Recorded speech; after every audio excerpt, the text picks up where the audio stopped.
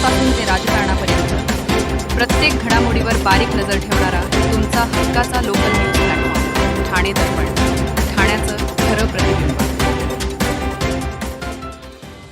गेल्या 4 वर्षात राज्य सरकारकडून तब्बल 4,953 कोटी रुपयांचा विकास निधी ठाणे महापालिकेला प्राप्त झाला आहे. मात्र त्यातील 2,560 कोटी रुपये फक्त गटार आणि पायवाटांवर खर्च करण्यात आले असून त्या तुलनेत शहरात एवढ्या मोठ्या प्रमाणात विकास कामे झालेली दिसत नाहीत, असा आरोप भाजपा नगरसेविका मृणाल पेंडसे यांनी केल्याने खळबळ उडाली. या कामांमध्ये मोठ्या प्रमाणात गैरव्यवहार झाला असून या सर्व कामांची श्वेतपत्रिका काढून सखोल चौकशी करण्याची मागणी त्यांनी केली. ठाणे महापालिकेच्या शुक्रवारी झालेल्या अर्थसंकल्पीय सभेत मृणाल पेंडसे यांनी आरोप करत प्रशासनाच्या कारभारावर टीका केली.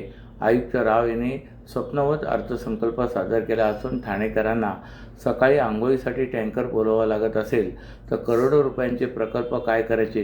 प्रथम ठाणेकरांच्या मूलभूत गरजा पूर्ण करा, मग मोठमोठी स्वप्न दाखवा, असा टोलाही पेंडसे यांनी लगावला आहे. गेल्या 3 वर्षात पालिकेत प्रशासकीय राजवट होती.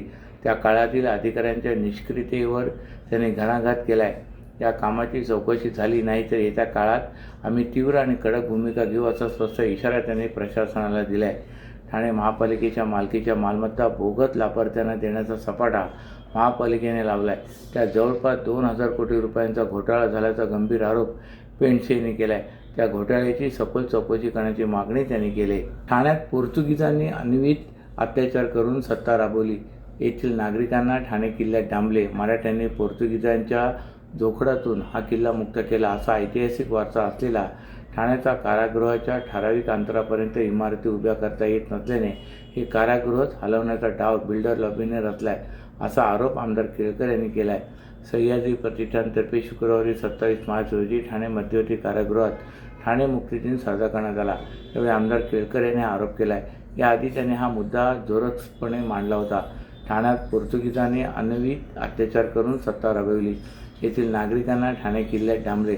27 मार्च 1737 रोजी मराठ्यांनी पोर्तुगीजांच्या जोखडातून हा किल्ला मुक्त केला. पुढे इंग्रजांनी अनेक स्वातंत्र्य सैनिकांना या किल्ल्यात डांबले, अनेकांना फाशी दिली. त्यामुळे हा केवळ किल्ला किंवा आत्ताचे कारागृह नसून तो ठाण्याच्या जाज्वल्य इतिहासाचा वारसा आहे. हा वारसा जपण्याचे काम ठाण्यातील समस्त तरुण मंडळींनी करायला हवे. सह्याद्री प्रतिष्ठानतर्फे आम्ही गेली 12 वर्षे ठाणे मुक्तीदिन साजरा करतोय, असेही केळकर म्हणाले. कारागृहाच्या ठराविक अंतरापर्यंत इमारती उभ्या करता येत नसल्याने हे कारागृहच हलवण्याचा डाव बिल्डर लॉबीने रचला आहे, असा आरोप त्यांनी केला आहे. ठाणे कारागृहात स्वातंत्र्य सैनिकांच्या स्मारकाचे काम सुरू असून म्युरल्सच्या माध्यमातून इतिहास जपण्याचे काम सुरू आहे. विशेष म्हणजे येथील कर्मचाऱ्यांच्या क्वार्टर्ससाठी निधी देण्यात आला असून टेंडरही तयार आहे. मात्र अचानक हे काम थांबवण्यात आले. हे कारागृह हलवण्याचा घाट घालण्यात आला आहे, असा प्रश्न केळकर यांनी नुकत्याच झालेल्या अधिवेशनात उपस्थित करून ठाणेकरांचा या स्थलांतराला ठाम विरोध असल्याचे स्पष्ट केले. 29 मार्च रोजी ठाण्यातील महावीर जैन हॉस्पिटलमध्ये एका 33 वर्षीय व्यक्तीचे रस्ते अपघातात ब्रेन डेड झाल्यानंतर नातेवाईकांना माहिती देत मृत घोषित करण्यात आले. त्यानंतर मयत व्यक्तीच्या अवयव दानाचा निर्णय त्यांच्या नातेवाईकांच्या सहमतीने घेण्यात आला. यामध्ये महावीर जैन हॉस्पिटलचे डॉक्टर रणवीर कोष्टी यांनी महत्त्वाची भूमिका बजावली. मुंबईतील विविध हॉस्पिटलच्या डॉक्टरांना संपर्क करून हृदय, किडनी, लिव्हर, पॅट्रिया, कार्निया, बोन ब्राईज असे पार्ट डोनेट करण्यासाठी संकलित करण्यात आले. यामध्ये लिव्हरचे 2 पार्ट करण्यात आले होते. त्याला स्पीट लिव्हर असे म्हणतात. केईएम आणि अपोलो हॉस्पिटल असे 2 ठिकाणी ते पाठवण्यात आले. यात विशेष म्हणजे 9 वर्षाच्या पेशंटला लिव्हर ट्रान्सपोर्ट करण्यात आले.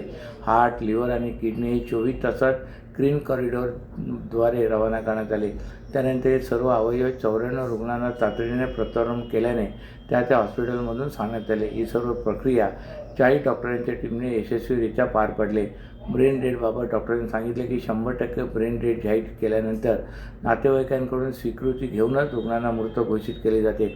यामध्ये शासनाकडे पूर्ण माहिती देत त्यांच्या टीमकडून तपासणी केल्यानंतरच पुढील प्रक्रिया पार पडते. सध्या अवयव दान जाहीर झाल्यानंतर मुंबईतील HN, Reliance hospital, Max, Nanavati hospital, KM hospital, Nanavati hospitals, सह्यारा, बानो बँक येथे विविध अवयव पाठवण्यात आले व अवयव दानात सर्वाधिक मागणी किडनीला ट्रान्सफर असून जवळपास 60 ते 70 हजार रुग्ण प्रतीक्षेत आहेत. त्यानंतर लिव्हर आणि लंगचे पेशंट येतात. लाखो पेशंट या अवयवासाठी प्रतीक्षेत असून त्यांना केवळ अवयव पुरवण्यासाठी डॉक्टरांची टीम तत्पर असते, असेही ते म्हणाले.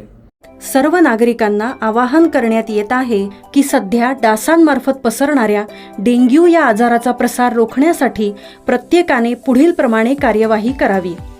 डेंग्यू आजार एडिस इजिप्ती हा डास चावल्याने होतो.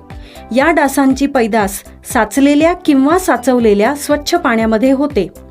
8 दिवसांपेक्षा जास्त दिवस पाणी उघडे व साचून राहिल्यास त्यात डास अंडी घालतात. अंड्यांच्या अळ्या तयार होऊन पुढे डास तयार होतात. यासाठी आपल्या घरातील पाणीसाठे उदाहरणार्थ बॅरल्स, पिंपे, टाक्या, हौद, रांजणे इत्यादी दर आठवड्याला रिकामे करून घासून पुसून कोरडे करून पुन्हा भरावे. 1 दिवस कोरडा दिवस म्हणून पाळावा. पाणी साठ्यांना घट्ट झाकणे बसवावीत किंवा जुनी साडी, चादर, धोतर यांनी बांधून झाकून ठेवावीत, म्हणजे डास त्यात जाऊन अंडी घालणार नाहीत. घराच्या गच्चीवर, आजूबाजूला, अंगणात कोठेही पाणी साचू देऊ नये. भंगार सामान उघड्यावर टाकू नये. उदाहरणार्थ टायर्स, प्लास्टिक सामान, कुंड्या, टाकाऊ वस्तू इत्यादी. अशा सामानात पावसाचे पाणी साठून त्यात डेंग्यूच्या डासांची पैदास होते. घरातील कूलर्स, फ्रीजच्या पाठीमागील ट्रे हे देखील वेळोवेळी कोरडे करावेत. लक्षात ठेवा, नुसत्या फवारणीने डास घनता कमी होत नाही, तर त्यासाठी डास पैदास ठिकाणे नष्ट करणे ही आपल्या सर्वांची जबाबदारी आहे. कोणताही ताप अंगावर न काढता जवळच्या शासकीय रुग्णालयात मोफत औषधोपचार घ्या. अशा प्रकारे नागरिकांनी सहकार्य केल्यास डेंग्यूचा प्रसार रोखणे सहज शक्य आहे. आपल्या सुरेल आणि भावस्पर्शी गायकीने मराठी गझलला जागतिक स्तरावर नेणारे गझलवाज भीमराव पांचाळे यांच्या अमृत महोत्सवी वर्षानिमित्त स्नेह गझल या भव्य सोहळ्याचे आयोजन राम गणेश गडकरी रंगायतने येथे करण्यात आले होते.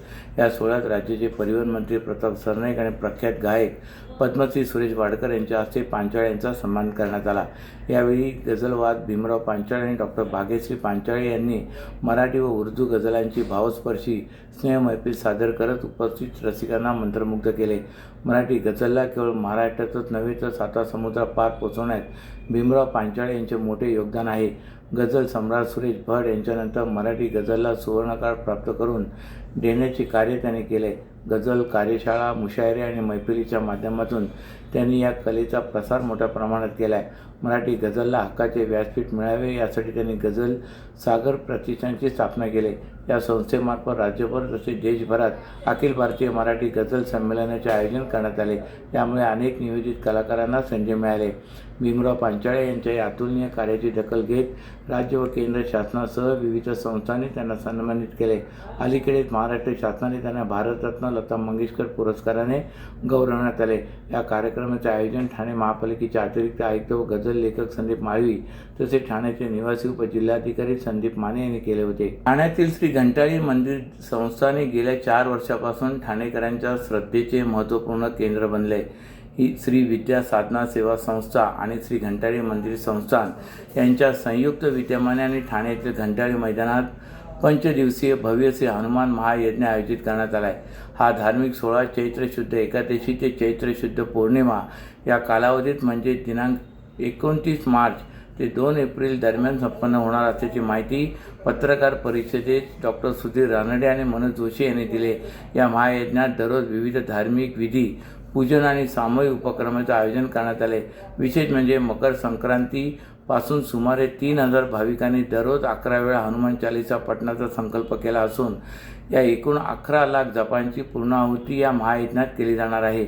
या यज्ञाच्या दरम्यान 108 किलो तेलाचा अखंड दीप प्रज्वलित ठेवण्यात येणार असून हनुमंताच्या 108 प्रतिमांचे दररोज पूजन करण्यात येईल. तसेच 31 मार्च रोजी सायंकाळी 6 वाजता सामूहिक सुंदरकांड पाठ आयोजित करण्यात आला आहे, ज्यामध्ये मोठ्या संख्येने भाविक सहभागी होणार आहेत. या उपक्रमात सुमारे 2000हून अधिक भाविकांचा सहभाग अपेक्षित असून सर्व हनुमान भक्तांनी या भक्तिमय पर्वाचा लाभ घ्यावा असे आवाहन आयोजकांनी केले आहे. अशाच नव्या आणि ताज्या बातम्यांसाठी ठाणे दर्पणच्या पेजला लाईक करा आणि फॉलो करायला विसरू नका.